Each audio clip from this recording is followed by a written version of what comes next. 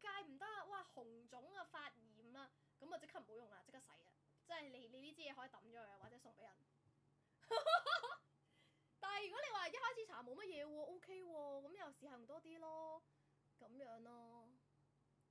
我記得我第一次濕敷嘅時候咧，哇，好鬼好痕嘅喎，好痕咯。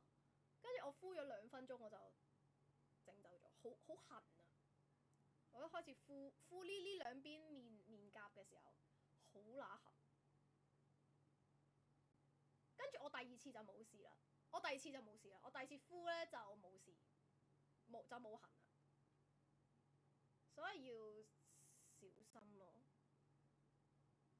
我覺得又唔會咁可怕嘅，呢個係正常嘅現象嚟嘅。但係就我覺得係正常嘅，因為你本身你嗰個皮膚冇用開呢樣嘢啊嘛，你突然間俾佢咪會有問題咯。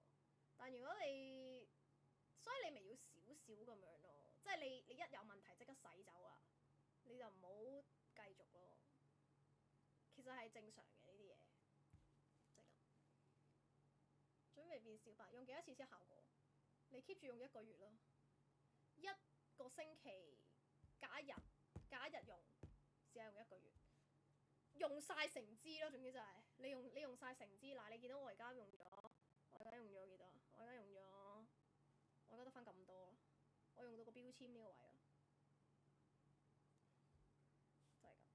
咁你試下用1支咯，但係如果你話你驚嘅就唔好啦，即係逐滴加上，咁又唔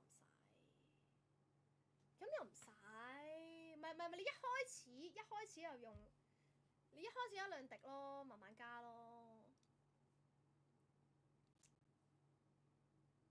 有代购嗎？在台灣也有啊，台灣也有得買啊，但是這個你真的要小心用哎，我真的怕你們會爛，但是真的是蠻有用。